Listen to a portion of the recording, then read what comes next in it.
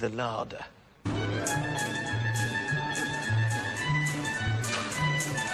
With just 2 weeks to turn Paul's larder into something special, Lotus threw every ounce of their expertise into finishing on time.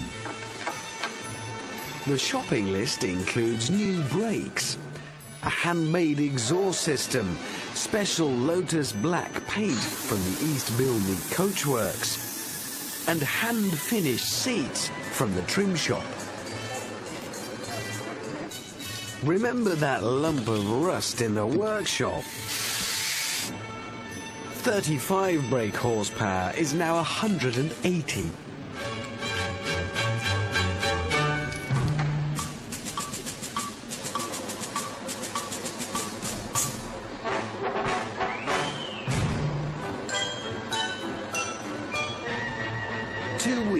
And 1,000 hours of work after Paul dropped his baby off at the workshop.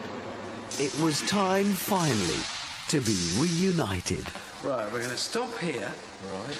Now, before we do anything else, have a listen to this.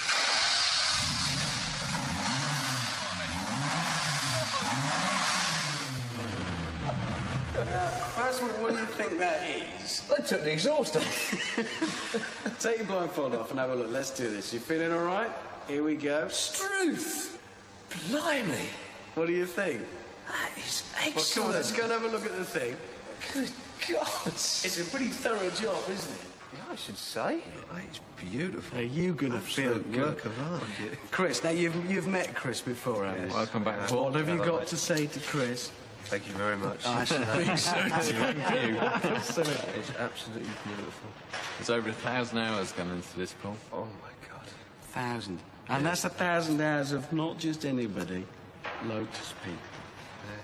The best there are. It's absolutely gorgeous. Are you pleased with it? I'm really pleased with it. I mean, when the car first arrived and the alternator failed and the wheel trims fell off, it's a bit sort of, oh, what have we let ourselves in for? But the more we got into it, I thought, yeah, we can make something out of this car. Oh yes, Because of course. under the bonnet, do you remember we changed the engine for a Fiat Twin Cam? Because the old larder lump was destroyed. That looks a lot better than the It's the same khaki engine. lump that was originally It's on the that same pallet. one. Well, we had a bit of help. All the Lotus guys brought in a guy who is probably one of the leading authorities in the world on this, ex-Formula One ex-engineer as well. Knows what he's doing. In fact, you stay there while you look at that engine. I'm just going to get this. He wrote the book on it. Literally wrote the book on the thing. And you've done a thorough job. Where's Rob? Rob, come here. You are lead technician, yeah? Yep. That's your official term. Well, I've heard rumours that you literally haven't stopped. And do you know what? You look dreadful. Get some sleep. Stop thinking about this car. Then there's Gav, whom we've seen before, and you've met Gav, because he drove your hunk of garbage. Virtually when you killed it, I think. So I think it's time to take you out and scare you out of your wits. Good luck.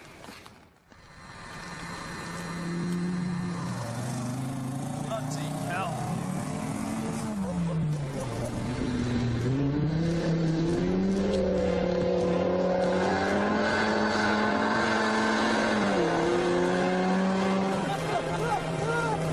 Certainly different. There's a hell of a lot different. What you have to watch now is you actually get something called wheel spin. You can power slide.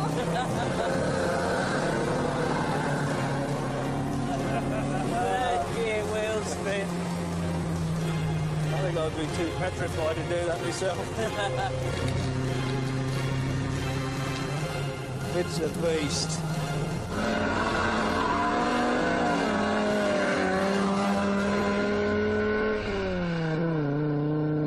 So there we are, proof that any car can be converted into a decent driver's car.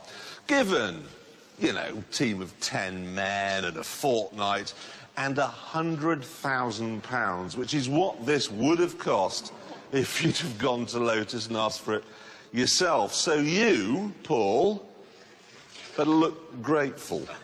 Very grateful. No, look it. More grateful than that to the Lotus people. In fact, get on your knees. Thank you. Get on your knees. Stomach, actually. Get on your stomach, on the floor.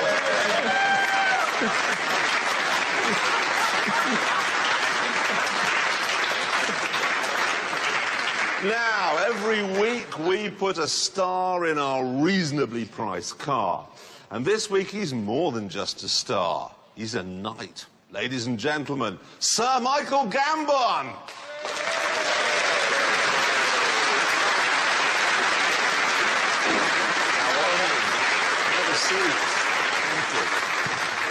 Now, this week's show, predominantly about drivers' cars. Oh.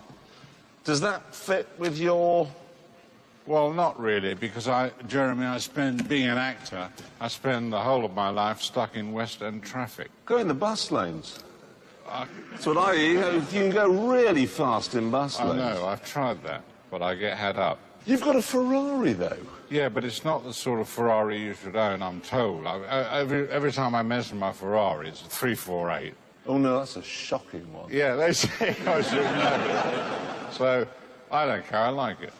Now, the thing I've enjoyed you in a number of different things over the years, but the one thing's longitude. Yeah. Just the most fantastic thing. John Harrison, the man who invented the device for telling where you are at the sea. Now, is there a bit of him in you, this kind of fiddly... Yeah. Really? Because I have a big engineering workshop at home, and I make things. And what sort of things? Anything that goes, clocks, bits of machinery. And you fly as well, don't you? Yeah. I'm not too good at that because once I was taking another actor who was frightened of flying. I convinced him to get in my plane, and I proved to him how safe it was. He was going to go in a jumbo jet, and I said, well, my one's similar. You know, it's basically the same. But when I got over the Thames heading north, before London City Airport opened, I feigned a heart attack.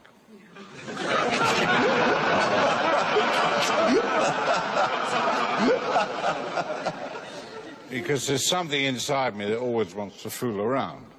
And I was a bit bored, and we were 2,000 feet going towards Ipswich, and I went,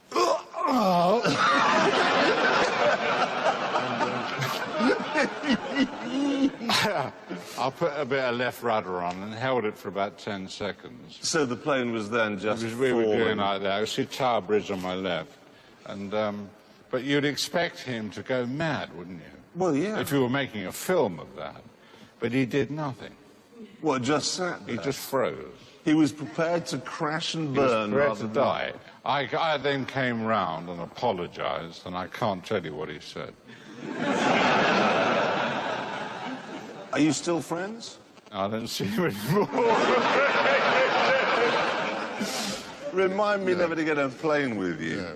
I was going to say, when you're at, like, the RS6 and doing your Shakespeare, do you sit in the changing room, there's a dressing room, with a car magazine? Well, I've just done a play at the Royal Court, which is a very serious writers' theatre, and that's the way to annoy people, is to sit there with a car magazine. So that's what I do all the time. Look, with Dame Maggie Smith. Yeah. Dame Maggie, look at the 50 to 70 time on this. Yeah. Is she? They hate that. No, I think she quite likes cars. I don't know. Really? Yeah. Well, we'll just give her a call, see if she wants to come on, try our luck in the Suzuki. Do you get over to Hollywood much? Kick around with the stars? Yeah, I've done a bit. I've done about half a dozen films in Hollywood. Christian Slater took me out in his Beetle. He's got a great trick. He gets on the PCH, the Pacific Coast Highway, top flat out, and then steers it using the quarter lights. What? Yeah. Explain the logic behind that. Well, there's no logic. So what sort of if you sit on the handbrake... What sort of car's he in? A Beetle. A Volkswagen Beetle? Yeah. Got And quite big quarter lights. They don't have them now, do they? No, well, they don't make the Beetle anymore. Well, they do, that modern thing, which is a Golf with a But Mexican. he goes like that, you see. And by moving the quarter lights, they act like aircraft rudders. And you can steer the car. So I'm sitting in the back of his Beetle. He's sitting in the middle of the car, like a McLaren, and doing this. I have to do this, okay? You're sitting in the car with Christian Slater. How did this conversation crop up? Did he just suddenly say, hey, I've got a great idea? Yeah, we were talking about fooling around in cars, and he said, I'll show you a very good one. And he did this for me. And then you told him about feigning a heart attack? Yes. That'd be a really good one. Of course, we're not here to simply talk about what you've had, what you do, Christian Slater. No. You're here to try your hand in our Suzuki Liana. Oh, don't.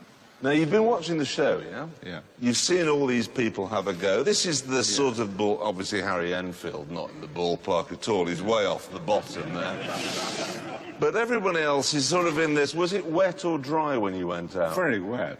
Very wet. Yeah. Again. Another wet lap. Shall we see what happened? No, don't. No, I'm afraid we're going to. Let's run the tape.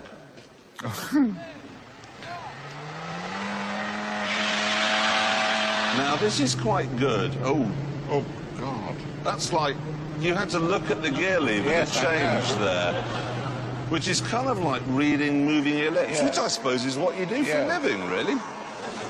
I have to say, is this acting or are you No, really? I'm not. I didn't even know there was a camera there. You do look quite scared. Tyres! Oh! You were very close to the tyres there. You're supposed to be. Yeah, no, well, it was beautifully. Actually, you're off the...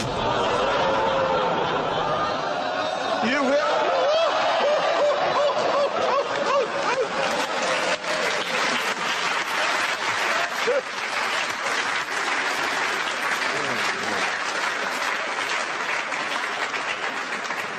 Now, you said to me before we went out, you said, can you roll it? And I said, no, no, no. No, I didn't mean... I thought, would it roll? Well, yes, plainly on the evidence. Was that a bit frightening? Yeah, I was really frightened then. Well, I mean, that was fully in the air. I think we ought to see that again. Can we see that again? Can we play it in slow motion for us? Here we go. Let's have a look at this. Off the road there. Did you hit that? Yeah. And then...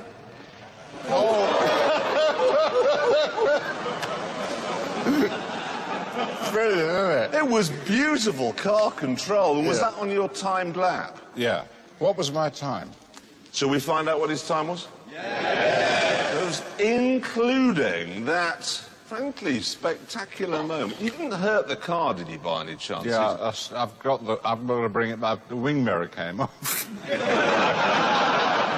You've damaged our reasonably priced car. I was going to bring it in with me, but... Well, never mind. Here we go. Michael Gambon. There we are. Wet. Another wet day. And you did it in 1 minute. What do you think? No idea. 1 minute, 55 seconds, ladies and gentlemen.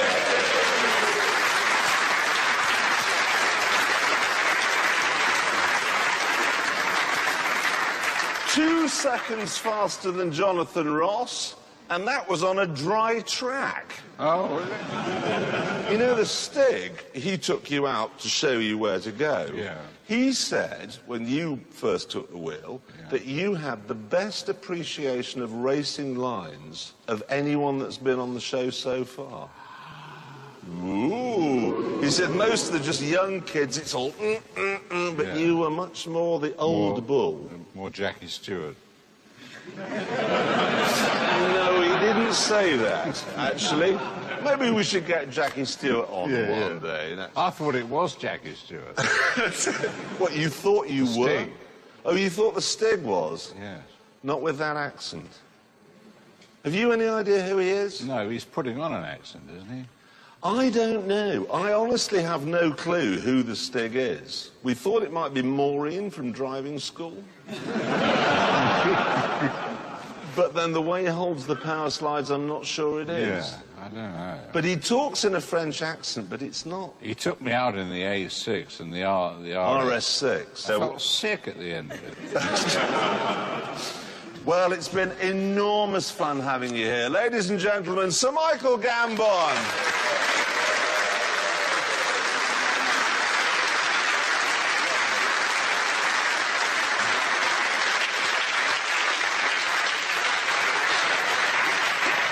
This week's Insider Trader news is all about new cars. Now, Suzuki Liana, we started off reasonably priced car, 9,995.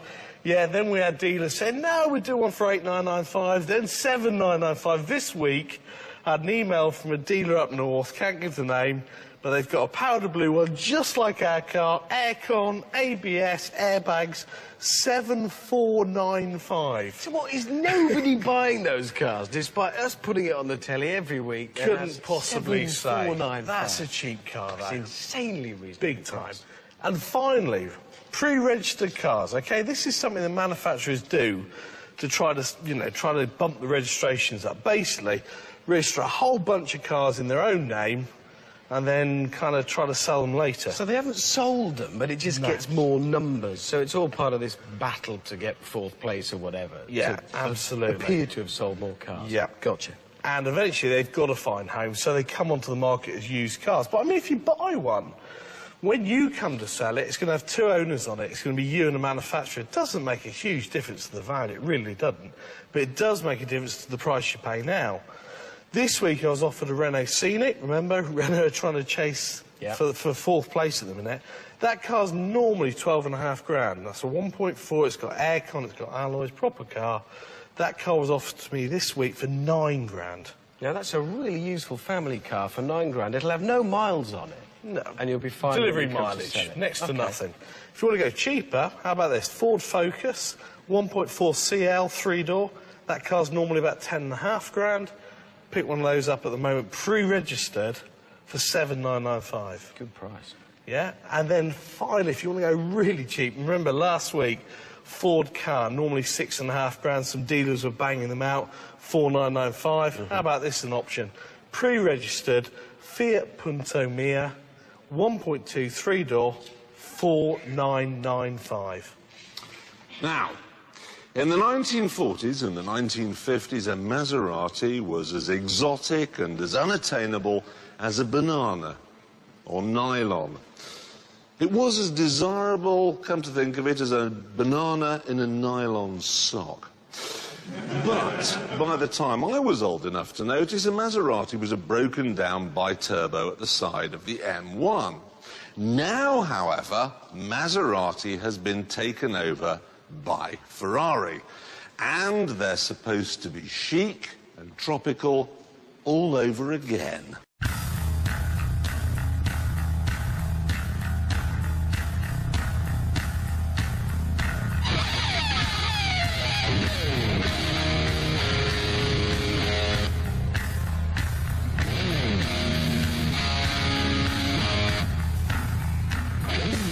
This is the latest model. You've seen the coupe styling before. It's not very nice, and the new rear lights don't help. But there's something else. It's got a new engine. 4.2-litre V8 replaces the old 3.2-litre turbo.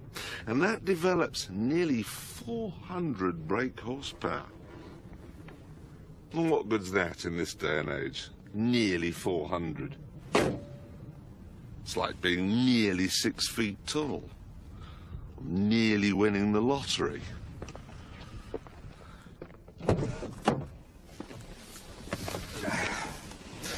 Then we step inside, past these elegant hinges and this dainty welding, to find that it is a proper four-seater. We also find a clock such as you would give to Dave Brent on his retirement. And we find something which Maserati calls cambio corsa. We call it stupid, flappy Formula One gearbox. Great. And it won't start. Why won't it start? Look at it, it's got to be neutral. Will you go into neutral now? My foot's on the brake. There we are, neutral. Great gearboxes, these. Love them. Now it's beeping at me. Oh, we go!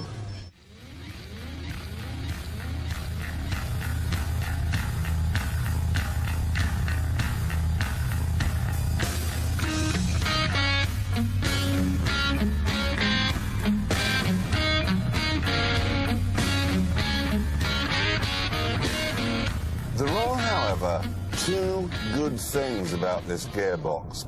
First of all, it's exactly the same system that you get in a Ferrari 575, but in the Ferrari, it costs you £6,000. In this, it's £3,000. The other good thing is you don't have to have it. You can have a normal manual, which means your head doesn't get shaken off every time you change up. God, that's awful.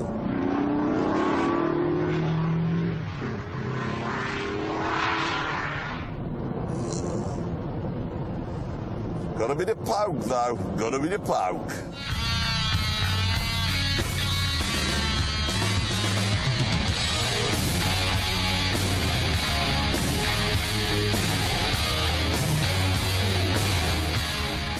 Didn't much care for the old engine, but this one,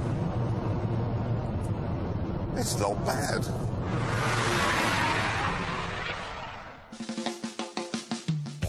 To get the power onto the roads, the Maserati comes with 4 different settings for everything. Gearbox, seats, the lot. Think of all those Italian electrics. And it has something called skyhook suspension, which can be tuned to suit your mood. Sounds good, but it isn't.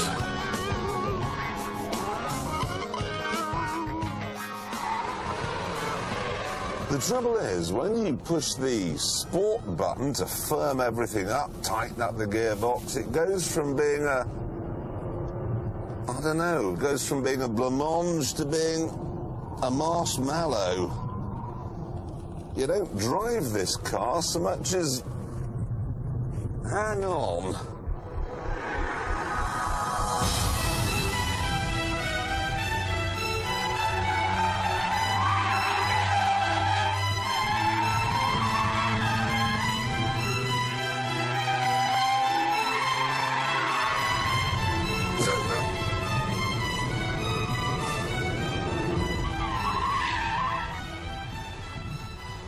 And woe betide anyone who thinks it's a good idea to turn the traction control off. This is our hammerhead corner, and oh dear, made a bit of a monkey's breakfast of that.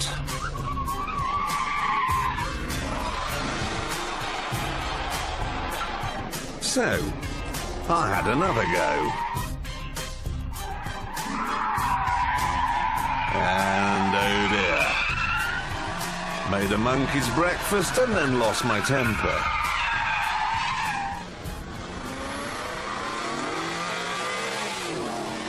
I've never had such a problem going around this track, as I am having in this.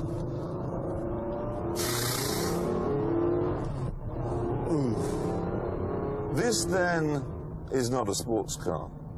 Frankly, you're more likely to find a sports car if you turn over and watch Monarch of the Glen or Heartbeat or whatever period drama they've got on the other side. Nick Berry's helmet, that's more sporty than this.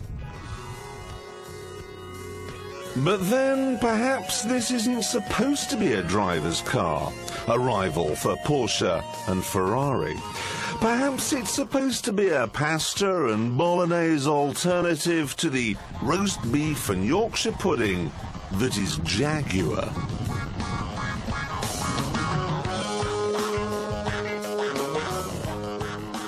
In which case, where's the opulence? Why have they fitted narrow little school chairs instead of seats? Where's the sense of well-being that you get from a Jag XKR? You know what this is? It's a £61,000 Mr. Nearly car. It's stuck in a no-man's land between the Jaguar Rock and the Ferrari hard place. So, it's no good then? No, not really. I mean, all I'm hearing all from the studio audience is basically, it's horrid, it's not very nice. And it isn't really, because if you want, it's got plenty of space, I will say that. But if you want a comfortable cruiser, buy a Jag or a Mercasel. And if you want hardcore performance, Porsche, Ferrari, you know. You're better off buying a DB7, aren't you? Yeah, much better off. Yeah. But it does have one chance to redeem itself. Stoke up the Stig. And he's off, and it doesn't really matter how long it takes him to get round, because he's already wasted 15 minutes getting it started and setting the gearbox and the suspension to his Stiggy liking. That and choosing the right CD, of course.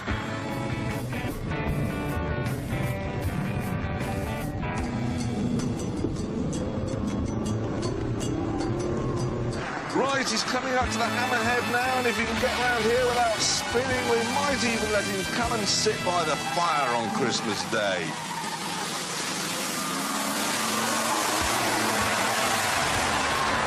And he's done it!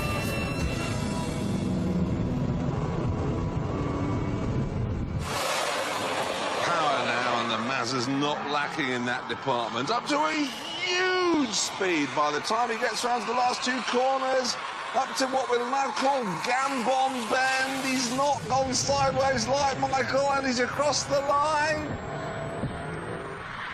Brilliant driving, but not a particularly brilliant time. 1 minute, 38 seconds. That's only just slightly faster than the Bentley. Not a good car. No. Right, earlier on we met our white van men. They've been hanging around, entertaining themselves, struggling with the Sun crossword and looking at girls. But here they are again, and they all reckon, you know, a bit handy on the road behind the wheel. But how did they get on? Somewhere where there's no opportunity to rip anyone's door mirrors off.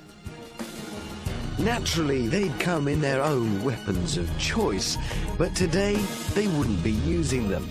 Because if you're looking for the fastest white van man, you need a special kind of white van. The Ford World Rally Transit, and it ain't just a pretty paint job either. The engine's been modified to give 200 brake horsepower. It's got race-spec wheels, brakes, suspension and exhaust. And just look at that! Even the interior is proper racing stuff.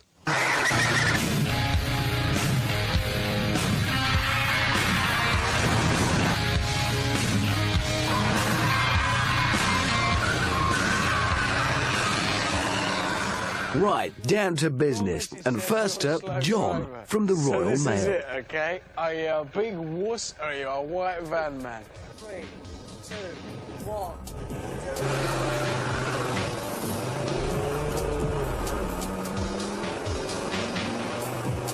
A Royal Mail driver's generally quick. Oh, they cut out everywhere.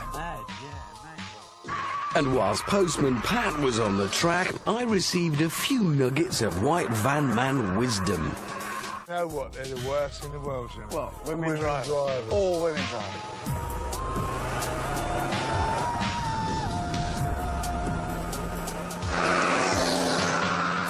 Next, Steve from Iceland. The firm, that is, not the country.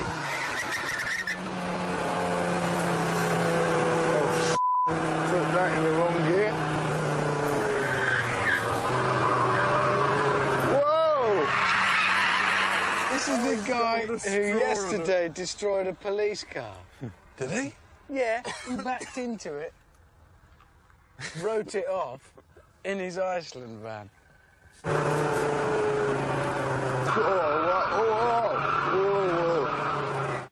Is there a technique to driving a van then? Yeah, put your foot down. Put your foot down's good. Please don't break it, Steve. It's always handy to have dents in your van because more people get out of the way. And Steve was determined to add a few more.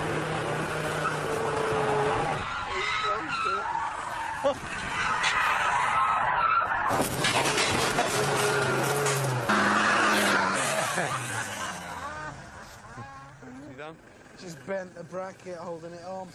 Next up, Don, who'd got lost on the way down. It's that way. And then left. 3, 2, 1, go!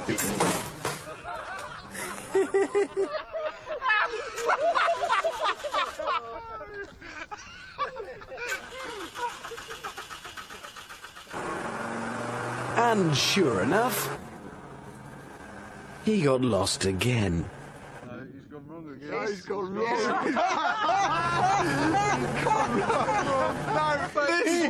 This way. Go left, left. Go left, Don. Uri Keller. Well done. Again, just because he's done, you know, he worked for that. He worked hard. Dale was the quiet man of the bunch, happy to let his driving do the talking.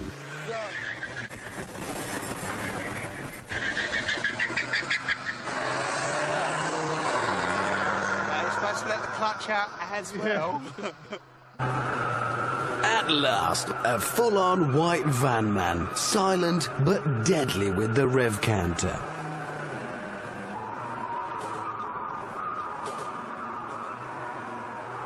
And to finish, the classic 5:29 p.m. on a Friday return to base manoeuvre.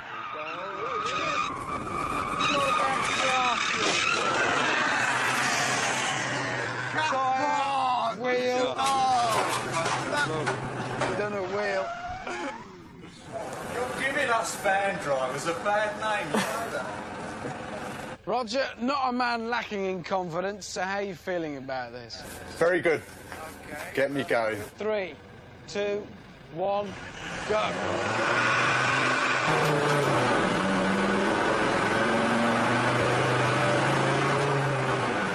And another vintage van man, not fussed about someone else's tyres, and not that fussed about where the road markings go.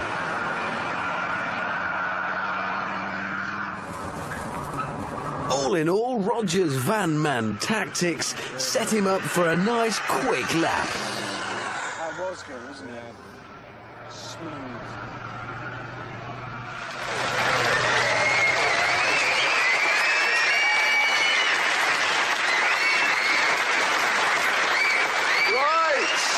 Right. I have the results here, and in 5th place. I was rooting for you and you got lost. You were useless. Most people did it in around about 2 minutes, 2 minutes 10. You took 4 minutes 55. And as a result, we would like to present you with a booby prize, which is part of the door mirror that Michael Gambon knocked off the Suzuki Liana. Don, there you are. Thank you, Jeremy. Right, so to the rest of the results, in 4th place, that gives us, with 2 minutes and 9, John the Postman. Well done, John. In 3rd place, it's Roger the Plumber. Plumber in 2 minutes 5 seconds. Right. And then, It gets very close with 2 minutes and 3 seconds. Steve from Iceland. And that means Jason, bring in the trophy because the winner is Dale from NTL. 2 minutes, 2 seconds.